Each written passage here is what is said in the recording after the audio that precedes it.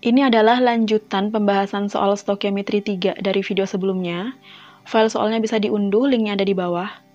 Kali ini kita akan bahas soal nomor 6-10, dimulai dari nomor 6. Aluminium sulfat dapat digunakan untuk menjernihkan air sungai yang keruh. Ion Al3+ dalam air terhidrolisis membentuk koloid AlOH3 yang membungkus partikel kotoran lalu mengendap.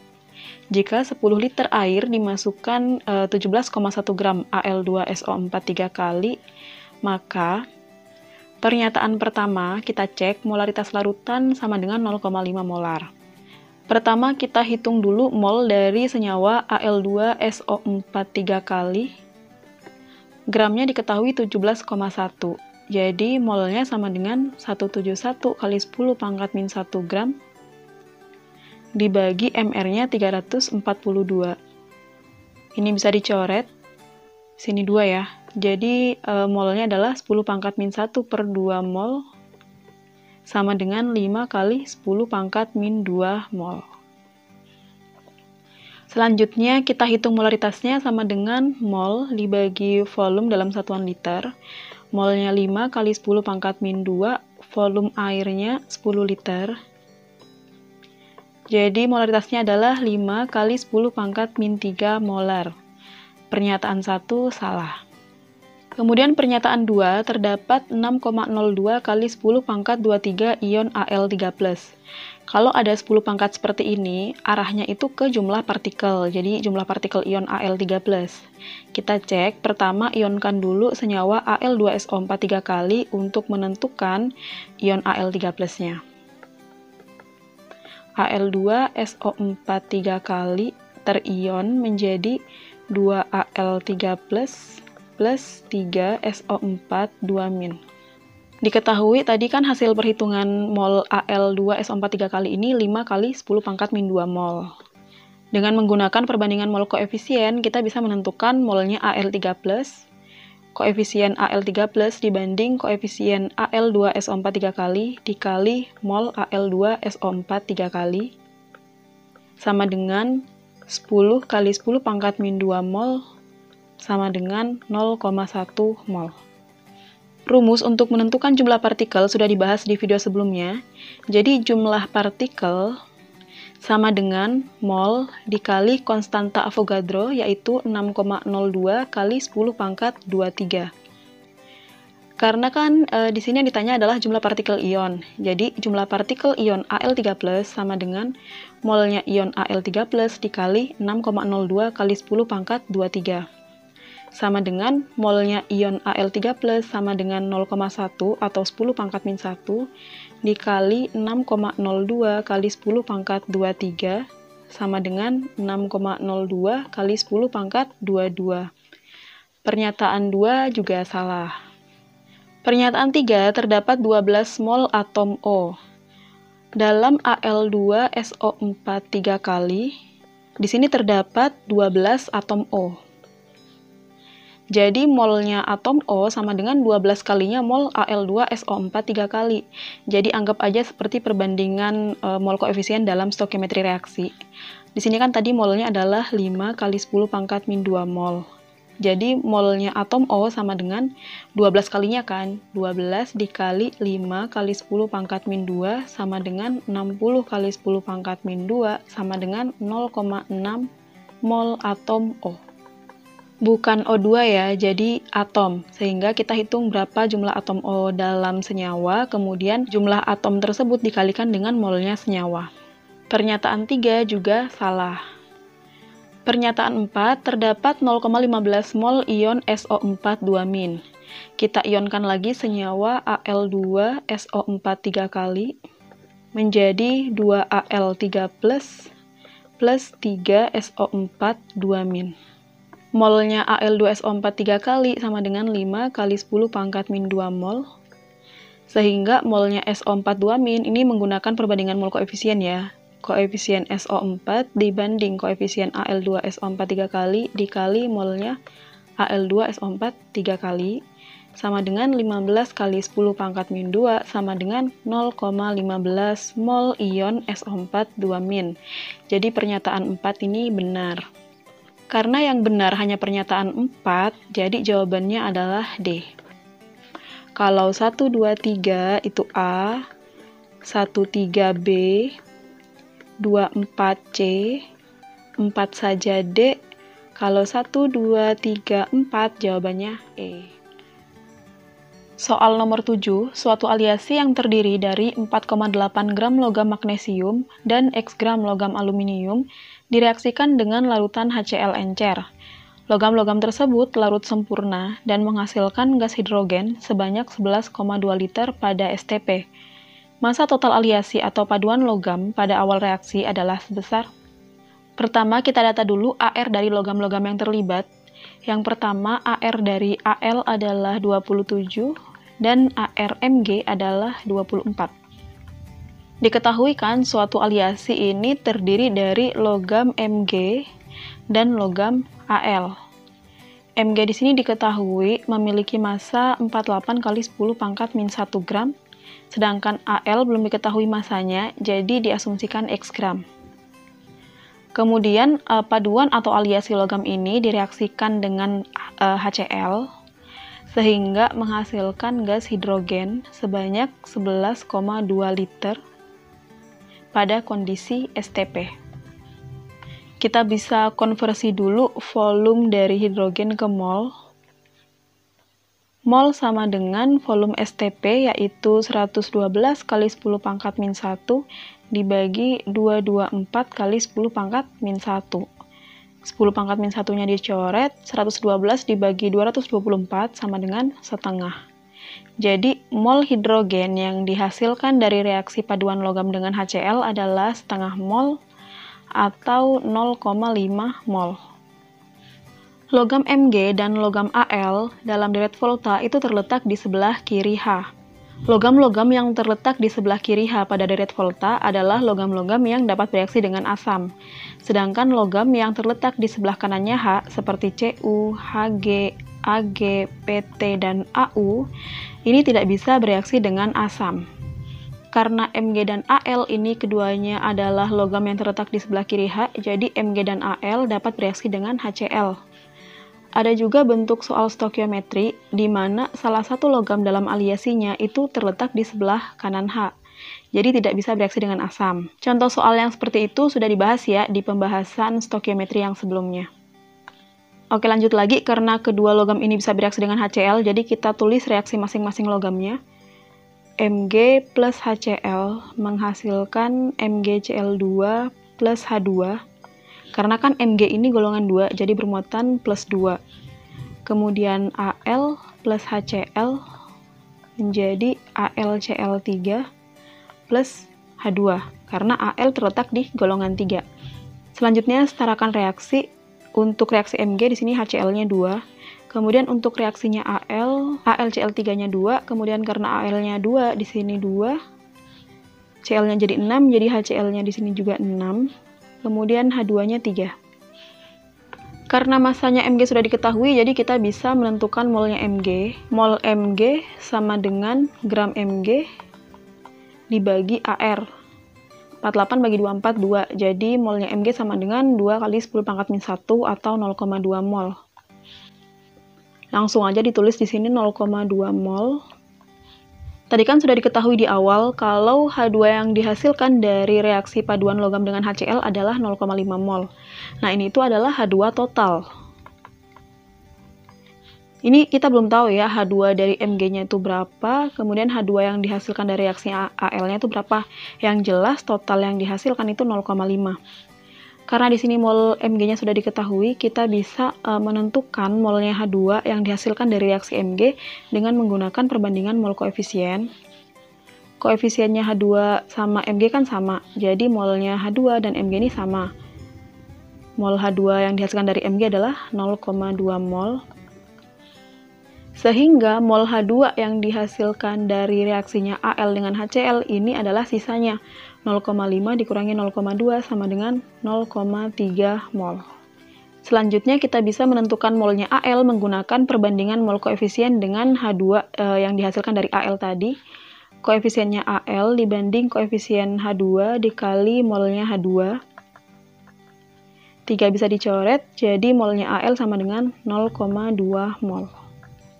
Terakhir kita tinggal menentukan masanya Al menggunakan rumus molnya Al dikali AR-nya Al sama dengan 5,4 gram. Yang ditanyakan adalah massa total aliasi, tinggal dijumlah masanya Al ditambah masanya Mg. Massa total aliasi sama dengan masanya Mg 4,8 gram ditambah masanya Al 5,4 gram sama dengan 10,2 gram. Oke, jadi jawabannya adalah A, 10,2 gram. Soal nomor 8, X gram Zn direaksikan dengan asam sulfat berlebih sehingga dihasilkan gas A. Kita tulis dulu reaksi yang pertama.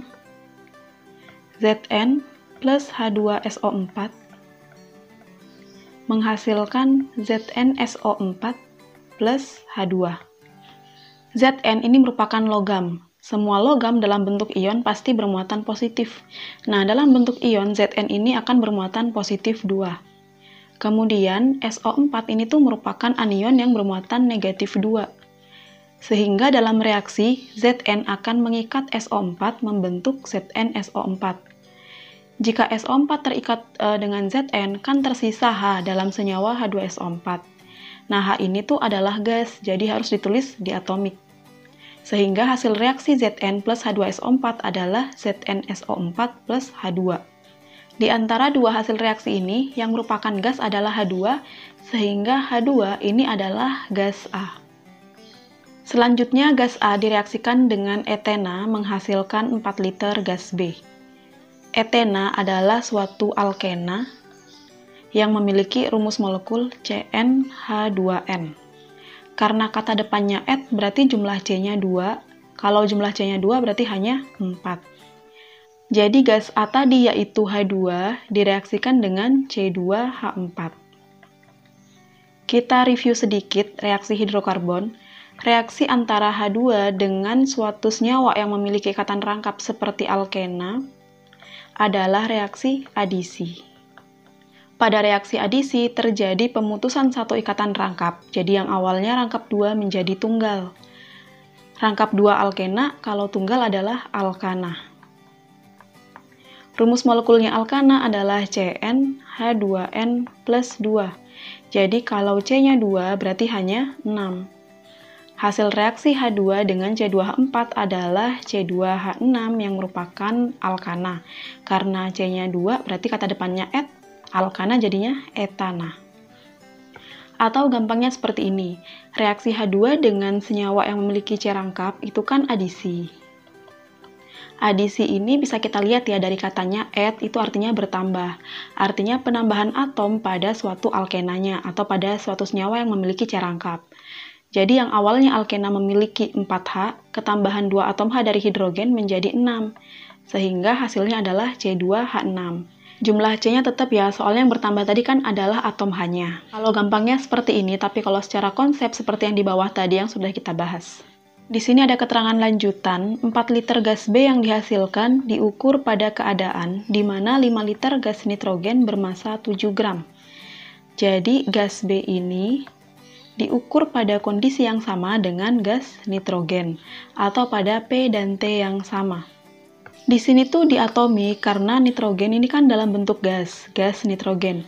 Nah, ini akan berpengaruh ke MR-nya. Kalau ARN ini 14, jadi dalam bentuk N2, MR-nya adalah 28. Hati-hati karena di sini banyak banget ya yang salah. Langsung aja kita tentukan molnya gas B menggunakan rumus persamaan dua gas pada PT sama, yaitu N1 per V1 sama dengan N2 per V2. Yang satu ini gas B, yang dua gas nitrogen. NB dibagi VB-nya 4 sama dengan molnya gas nitrogen ini belum diketahui, yang diketahui adalah masanya. Jadi untuk nitrogen rumusnya dijabarkan menjadi gram per MR dikali 1 per V. NB per 4 sama dengan gramnya gas nitrogen 7 dibagi MR-nya 28 dikali 1 per volume gas nitrogen 5. 7 dan 28 bisa dicoret, hasilnya 1/4, kemudian 4 dan 4 bisa dicoret, terakhir dikali silang. 5 NB sama dengan 1, jadi NB-nya sama dengan 1/5 sama dengan 0,2 mol. gas etana tadi adalah gas B, jadi molnya etana adalah 0,2 mol. Pernyataan pertama, X sama dengan 13. X ini adalah massa dari logam Zn. Untuk menentukan massanya, pertama kita harus tentukan dulu molnya Zn berapa. Yang diketahui adalah molnya etana yang terdapat di reaksi 2, sedangkan yang ditanyakan adalah molnya Zn yang terdapat di reaksi pertama. Jadi kita harus cari dulu spesi yang menghubungkan kedua reaksi ini, atau spesi yang sama dari kedua reaksi, yaitu hidrogen. Kalau ada spesi yang sama di kedua reaksi, ini berarti molnya sama walaupun koefisiennya berbeda. Karena perbandingan mol koefisien itu tidak berlaku untuk reaksi yang berbeda. Hanya berlaku untuk senyawa atau spesi pada reaksi yang sama. Oke, langsung aja kita cari molnya H2 atau hidrogen pada reaksi yang kedua dengan menggunakan perbandingan mol koefisien dengan etana. Karena koefisiennya sama, berarti kan molnya sama. Jadi mol hidrogen di reaksi yang kedua sama dengan 0,2 mol.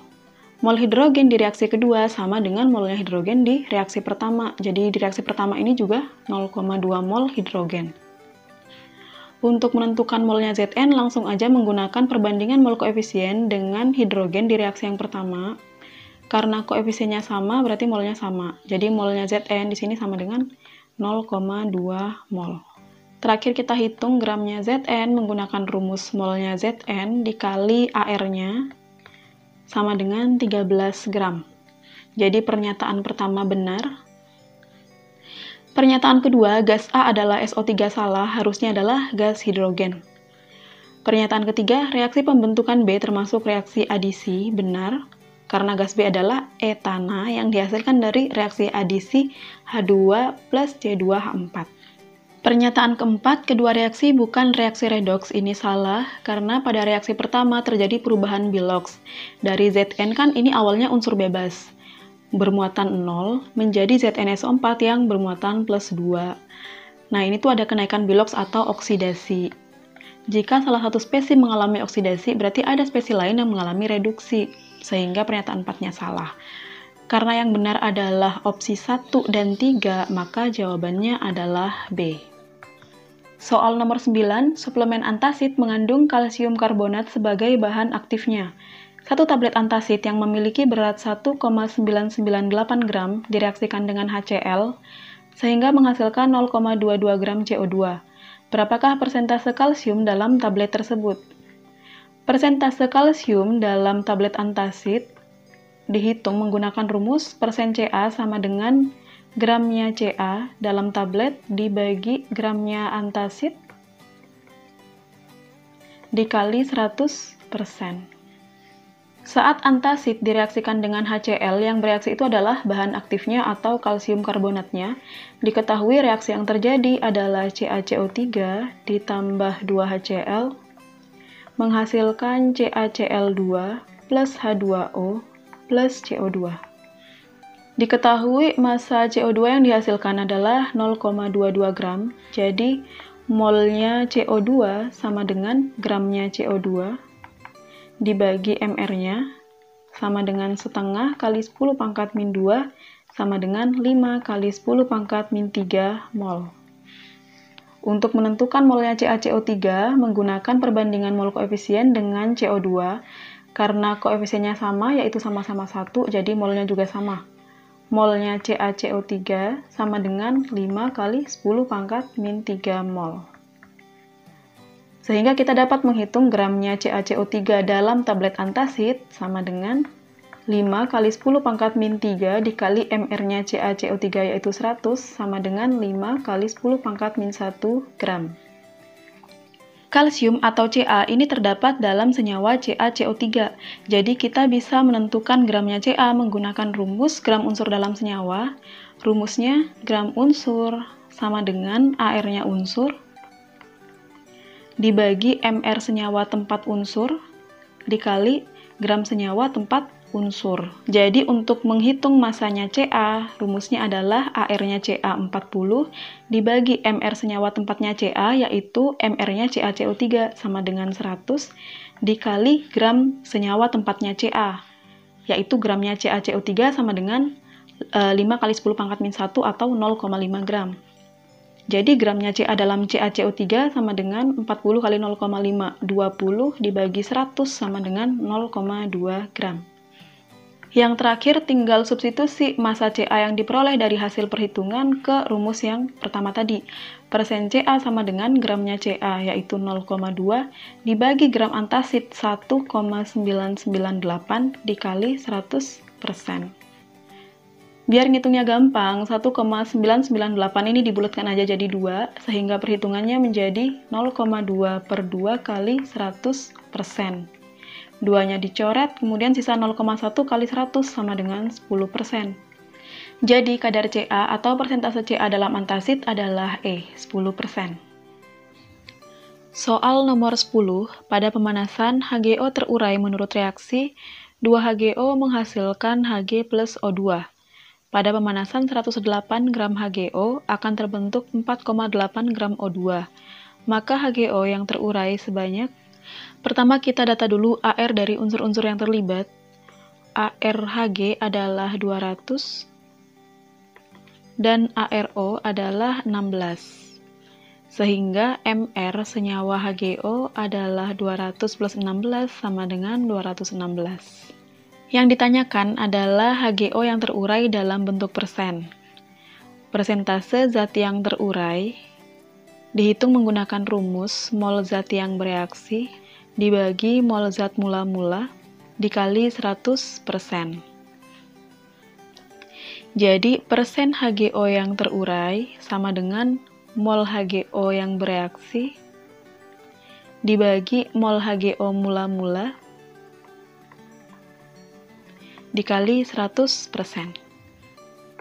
Untuk menentukan berapa mol HgO yang bereaksi dan mula-mula, kita tuliskan reaksi MRS-nya. Diketahui di soal reaksinya itu adalah 2HgO terurai menghasilkan Hg plus O2. Agar setara, koefisien Hg-nya ini 2. Di awal reaksi, HgO yang dipanaskan ini adalah 108 gram. Jadi mol HgO mula-mula sama dengan massa HgO awal yang mula-mula tadi, 108 dibagi MR-nya HgO 216 sama dengan setengah mol atau 0,5 mol. Ini langsung ditulis aja, mula-mulanya 0,5 mol. Kalau produk awalnya atau mula-mulanya kan belum terbentuk, jadi ini tidak ada ya, 0. Kemudian diketahui pada reaksi ini terbentuk 4,8 gram O2. Terbentuk berarti kan di akhir reaksi, berarti posisinya itu di S. Mol O2 yang terbentuk sama dengan massanya O2 dibagi MR dari O2 32. Sama dengan, ini sama-sama dibagi 16, berarti 3 per 2 kali 10 pangkat min 1 sama dengan 0,15 mol. Jadi S-nya O2 ini 0,15 mol. Dalam suatu reaksi kimia, produk ini kan terus-menerus bertambah, sedangkan reaktan itu akan berkurang. Jadi O2 ini awalnya 0, di akhir 0,15, berarti R-nya juga 0,15. Nah, ini kan 0 plus 0,15 sama dengan 0,15. Untuk menentukan HgO yang bereaksi berapa, tinggal menggunakan perbandingan mol koefisien dengan O2. Jadi, koefisien dari HgO dibanding koefisiennya O2 dikali mol O2 dalam reaksi sama dengan 30 kali 10 pangkat min 2 atau 0,3 mol. Jadi, HgO yang bereaksi adalah 0,3 mol. Sekalian aja dihitung sisa HgO. Di sini kan reaktan ya, reaktan itu berkurang. Jadi, 0,5 dikurangi 0,3 sama dengan 0,2 mol. Terakhir tinggal kita substitusi ke rumus persen HgO yang di awal tadi. Mol HgO yang bereaksi sama dengan 0,3 dibagi molnya HgO mula-mula sama dengan 0,5 mol dikali 100%. Sama dengan 0,6 kali 100% sama dengan 60%. Jadi HgO yang terurai sebanyak C, 60%.